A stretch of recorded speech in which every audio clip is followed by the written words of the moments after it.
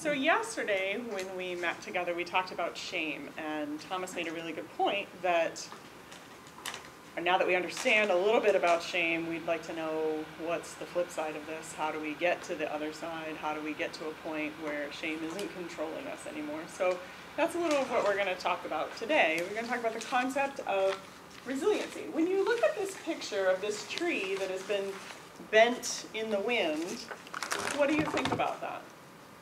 Stress. Stress, absolutely. It's not broken, It's not broken. but it is showing signs of The tree breaking. planted by the rivers of waters. And so resiliency only is needed when things are going tough, right? It's kind of like courage. We only need courage when we're in a fearful situation, right? So resiliency is needed for those times when we are in a storm, right? And resiliency is this concept of how do we make it through that storm, right, without breaking? How can we be the tree that bends but doesn't break? So that's what we're going to take a look at today, okay? We're going to look at, in brief, what is really resiliency? So to kind of get our minds started stirring on what is it and why is it needed and what's its relationship to shame, what we talked about before. How does it correlate to that? And then, most importantly, I think Thomas will be interested in this, how do we build resiliency? Okay, so are we either born with it or not? Like, where does it come from and how do we get more of it if we need that, okay? So Harvard University took a look at resiliency and they came up with what is the science of resiliency? And I think this is an interesting clip for us to kind of look at. What is the science of resiliency?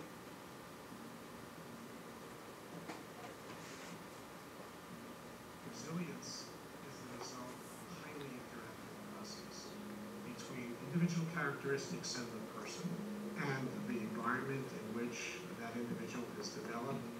It's really the counterbalancing of difficult things that may exist in a child's life with positive things that occur within the family, but even positive things that may exist in the community.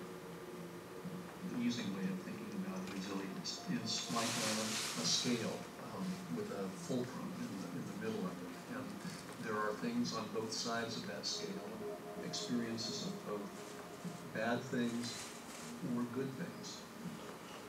Our genes shape where the fulcrum is positioned at the start. There are certain genes that make a child more sensitive to the effects of maltreatment or parental neglect or witnessing violence. The fulcrum may start out kind of more towards one side or more towards the other side, and that's going to make a big difference in terms of how much these subsequent events affect things positively or negatively. Science tells us that experience moves the fulcrum, for better or for worse. Even though we are born with genes, genes will respond differently to certain environmental situations as opposed to others. What the genes are actually doing are turning up or turning down the expression of chemicals and circuits in the brain and the circuitry in the entire body that govern our responses to stress, to anxiety, to depressive symptoms. When positive experiences accumulate and children learn coping skills that help them to manage stress, the fulcrum can slide, so the scale tilts toward positive outcomes more easily. That's what resilience is all about. There's always an adult, or more than one adult, who is key to providing that relationship that helps to build resilience.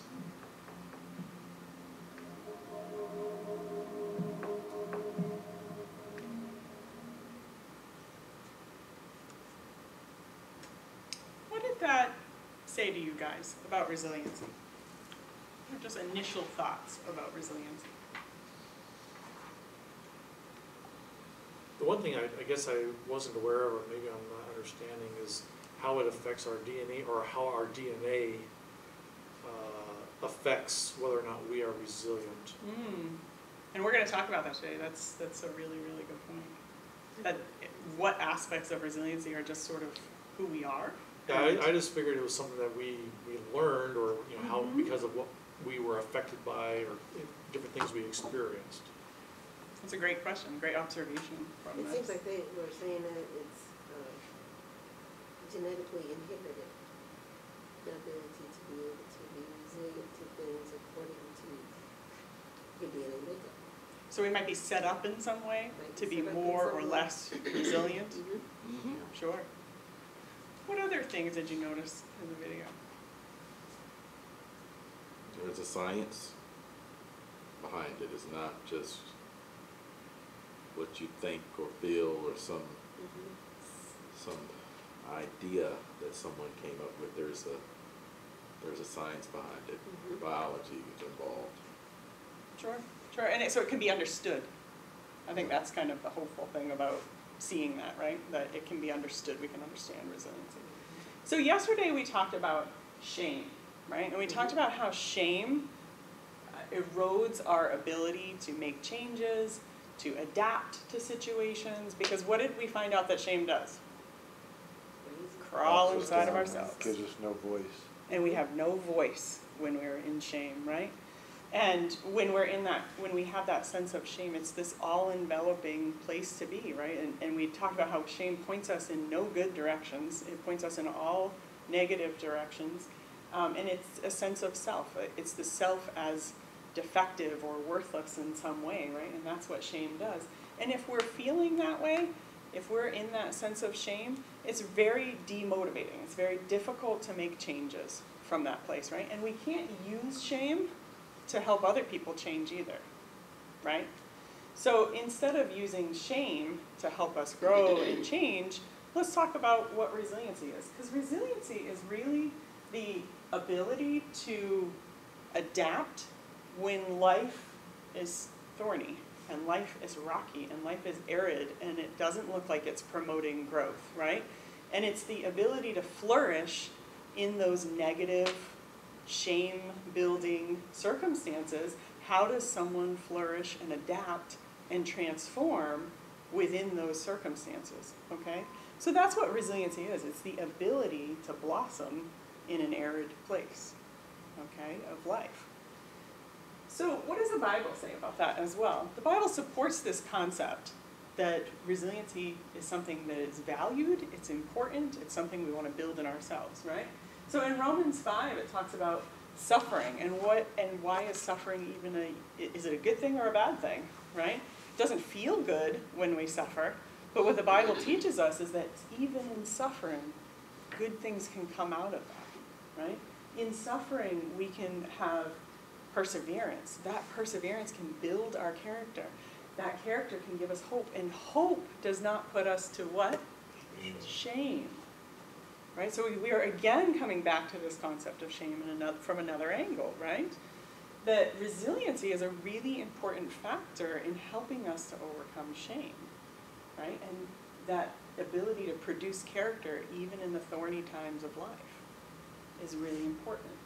And in Hebrews 4:16, it talks about approaching God's throne of grace with confidence. We talked about yesterday, right before this scripture, how Jesus scorned shame. And when he scorned shame, it opened up our ability to approach God's throne of grace with confidence, right? That we could accept that we are sinful, that we're flawed. We talked yesterday about understanding how flawed we are, but that we're acceptable by God despite our flawedness, right? And so shame gives silence to those flawed parts of ourselves, and grace says you can have confidence despite those flaws, right? And that's what resiliency builds in us. It builds in us the ability to have confidence even in recognition of our flaws or recognition of negative life events that have occurred to us that have made us feel poorly about ourselves. So how do we go from the swampland that we talked about yesterday to the throne of grace? Okay, resiliency plays a really big part in that. Now, resiliency comes from several different places. Some of those places, as you pointed out watching the video, are things that we're born with. So we might be born into a family where people are better communicators. We talked about communicating earlier, right? So just like some of you in this room right now have a piece of candy taped to the bottom of the table in front of you. No one's gonna check to see if it's you. Who has candy taped to the bottom of the table in front of you? I hear some. I hear some. Oh, no, So you what did you didn't. guys do to earn that? Nothing. Nothing? You were just given it? You just got it? You didn't do it? You didn't have to learn any skills? You didn't have to, no, you just were given it, right? And so you didn't have to do anything to earn that. Just like you just might be born into the right environment, you might be born into the right resources, you might have access to the right education, right? That might build up this resiliency in you. But how about the rest of us, right? Does that mean if we didn't have candy under our table, we can never have access to the candy, right? We can never have access to the resiliency. Well, the good news is we can learn skills so that we can have access to the candy too, right? That not just the people who were born with it can have it, but also the people who were not born with it, or who were born with less of it. That we can teach people how to build connections. And some of the other lessons that we've learned throughout this course have also taught those same skills, right? That there are skills behind building resiliency. That teaching people how to use their talents, the things that they're interested in, and building up those interests, right? So can you think of some things in the community that help hand out the candy, that help build up the resiliency in people? Foster care, social, community service boards. Yeah, mental health stuff. Yeah, how about YMCAs and boys and girls Yeah, clubs, and athletics, right. even just some of those things, right? Food bank, Absolutely. homeless shelters. Absolutely. Some of the community resources are all about helping to build those connections within the community, helping to build up talents and interests that people might have, positive values as well.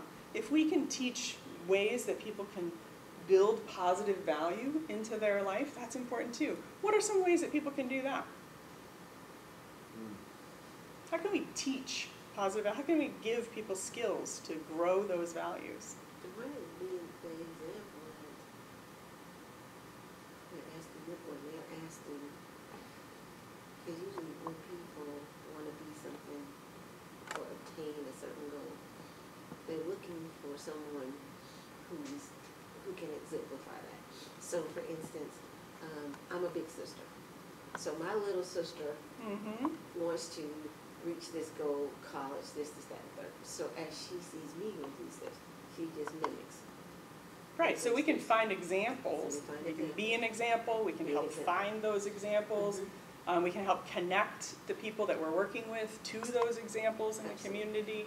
Could be in their faith community, could be in their neighborhood, it could be utilizing some of the social services, any one of those things, right? That can help build values.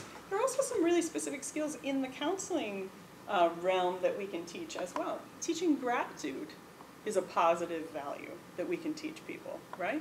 And so we can teach people just how to make a gratitude list for that day. And that builds resiliency, right? Because what does that do to the person's focus? Keeps it positive. Positive for what you have, not what you don't have, kind of. Right. So this negative life event may be happening, but there's also this other stuff that I can focus on, right? So that builds resiliency as well. So something as simple as gratitude helps build resiliency in people. So when we recognize people who've been resilient, who've overcome things, so if you think about somebody who's been an amputee, or you think about somebody who's gone through really difficult physical challenges and then who have gone on to be part of the Special Olympics or a part of, any of the Paralympics, have done any of those things, they've overcome those challenges. What do you always hear in those people? That the adversity was what drove them to success. It wasn't what held them back, it was what caused them. They actually are grateful. Right? Right. So it's that suffering produced character, produced hope in that person, right? And that's what resiliency is. So there are ways we can foster resiliency in other people. And teaching the social competencies. That's another way that we can build resilience in other people. And those are all skills. So that's a way to get the candy, even if you weren't handed it to begin with, right? So you don't have to just be handed the candy to begin with. There are ways in life that you can be given it, or you can learn it, or you can gain it throughout life.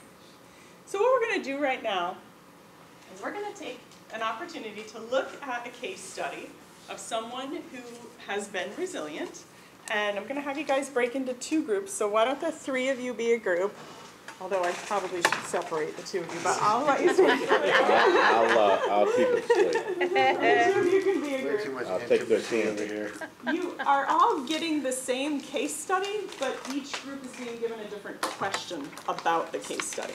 Okay, so that way we don't have to explain the actual case to each other afterwards, because we're going to come together afterwards and kind of talk about this all together.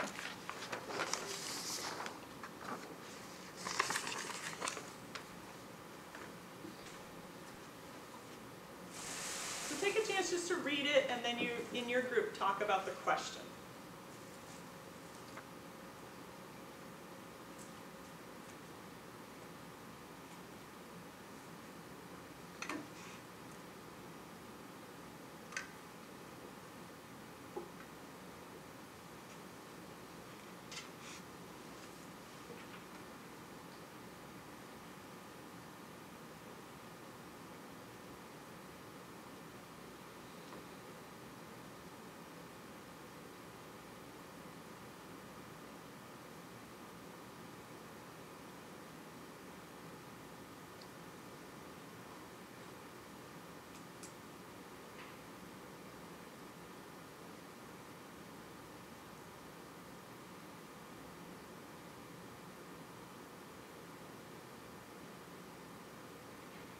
Good idea. You guys can do what Dee is doing. She's actually kind of circling or underlining the things that are standing out to her. Feel free to write all over it.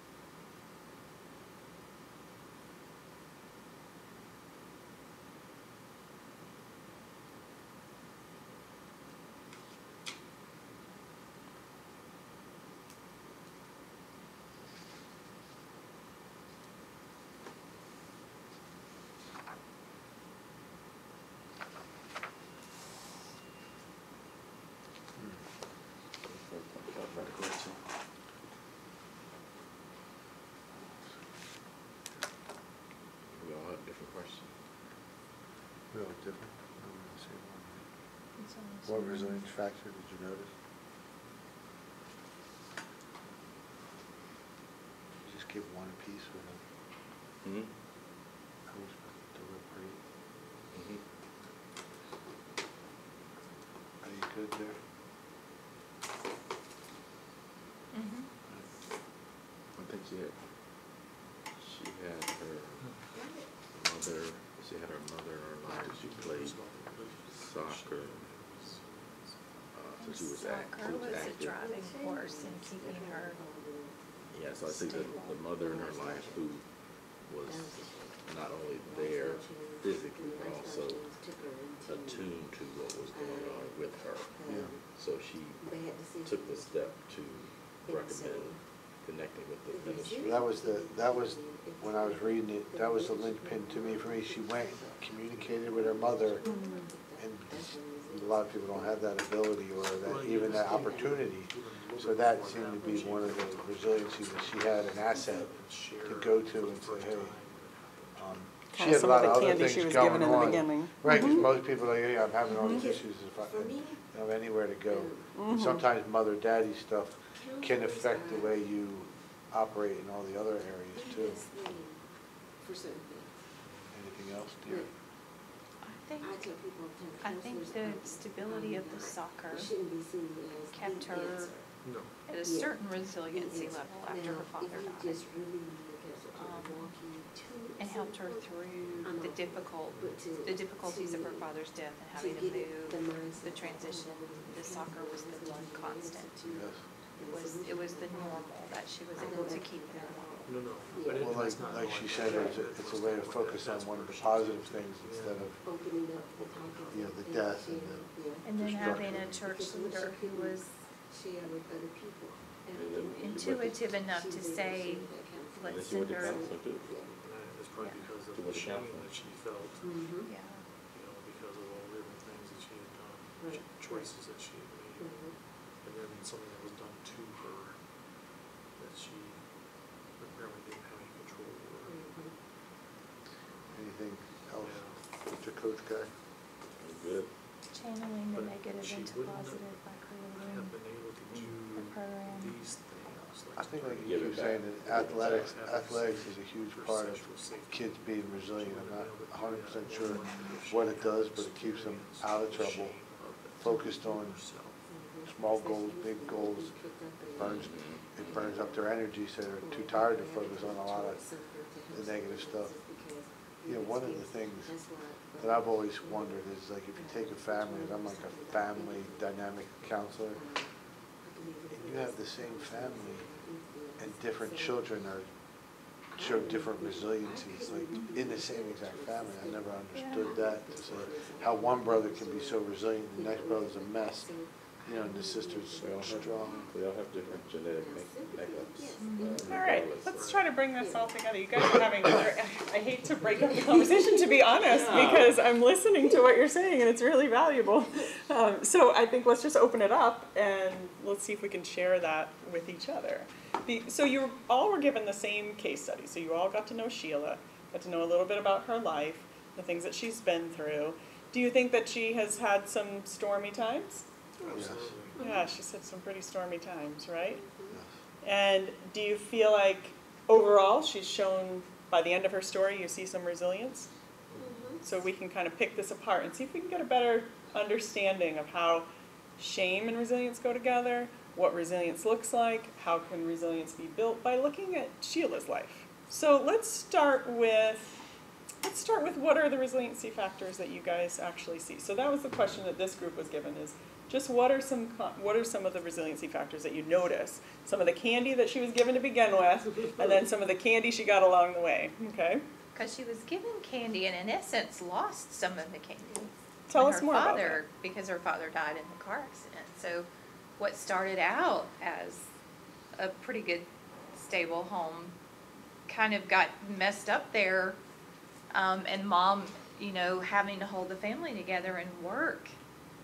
Obviously the attention turned away from the kids a little more, and so It's kind of some like that tree that we had in the beginning, right? Yeah. Like the tree was still there, and it was still alive, but it didn't look probably how it used to look before the storm. Yeah, and survival becomes that need. And so the one constant she had that kept the resiliency going was soccer.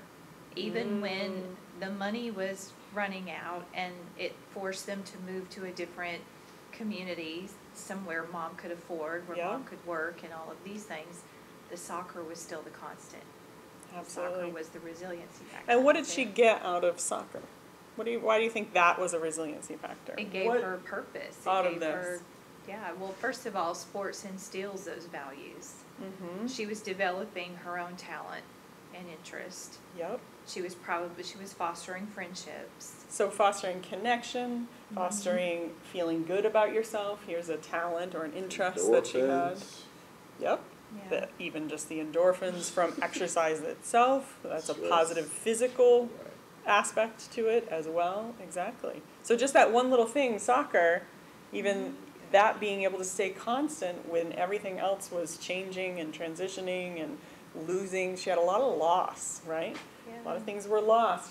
But being able to maintain some talents, some interests, some connection, and friendship, that made a really big difference for her, right? It kept the normalcy, you I gave him some more candy. I needed the most. I thought, now looking at your circle up there, that the mom provided that secure base where she went back to her, and just being able to communicate with her allowed her to go back into the world and get through stuff, because Sure. that was her secure base. She had a healthy attachment. Right, so even though she started out with a really secure base with both parents, and then her father passed away and mom went through a lot of stress, that secure base still was the place she was able to go back to It later, wasn't even though it totally kind of shattered. got, Right. kind of, as you were explaining, kind of got a little messed up for a little while, but she was able to kind of come back to it later. Good point. Any other resiliency factors that you guys noticed?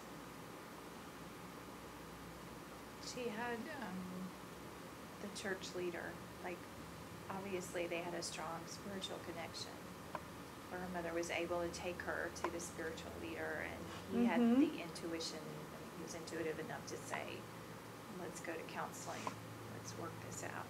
So, Right, so, and there's actually two resources in what you just said, right? So faith community can be a source of resiliency for people and a way for them to connect, because what does that give to people? it gives the positive values, the friendships. It is in itself a secure base. Exactly, it's a lot of those things, right? And then from that faith connection, she was able to be given another resource. So from that connection, she was handed more candy, right? And what was that? She got counseling, and she was able to channel all of the hurt, all of the things that she had gone through. She channeled that into something positive, which came full circle. Yeah, then Right. she became a teacher, then she became, Right? and she got recognized for it, and then, she kind of. Yeah, so sometimes those resiliency factors help us, come from within ourselves too, right? So in counseling, she learned more about how to process the things that she'd been through and how to make connections with those things, even within herself. Absolutely. Great job, you guys. You noticed a lot of different resiliency factors in her little life. Look at all that candy. So, exactly. And for these guys, their question was, what's the relationship that you see between shame and resiliency? Well, one of the things that we notice is that what she was able to do after the fact, the advocate for sexual safety, be able to start, different groups for that. She probably wouldn't have done that if she hadn't experienced the shame of that rape. Right. Because shame silenced her, and resiliency did what? Gave her a voice. Gave her voice. Gave her a way to use that which had been unspeakable and make it speakable instead, right? In a transformational kind of way for her. Absolutely. Absolutely. And I want you to see that's shame's relationship to resiliency, and resiliency's relationship to shame is that shame can be transformed by resiliency, right? So it can end up being a really positive thing for someone, because resiliency can transform that unspeakable time in someone's life. So to wrap us up, I want you guys to get a chance to practice a resiliency factor, something that you can build in yourself. So can everybody take out a piece of paper? And on that piece of paper, I want you to take just 1 minute and write down some things that you're grateful for just from today. Not necessarily from this class, but just from today. For however many hours you've been awake so far today. What are some things that you can be grateful for today?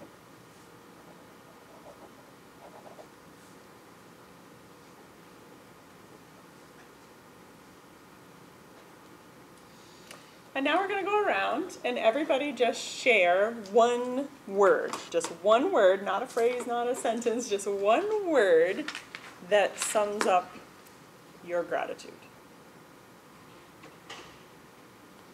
Hope. Hope. Sums up our gratitude, not what we're grateful for. Either way. Life. Life. Hope, life, Resources. opportunity, As an opportunity. more opportunity. Awesome. So when we just say those one words, what does that do for difficult times in people's lives? If you have hope and life and opportunity and resources, do you have what you need to handle difficult times in life? Exactly. So just this one little activity helps you understand a little bit better how to build up that resiliency in us, right? And that's something we can all do just every day. That's just an everyday activity we can do, right? And we can pretty easily teach other people to do that, right? I always say it's an antidepressant. Exactly, it is. So good job. You've touched the surface on resiliency today. Thank you. Good job. Lunch. So we're not talking no other business. Now you can have lunch. And I've given you dessert. Yes. I already ate it.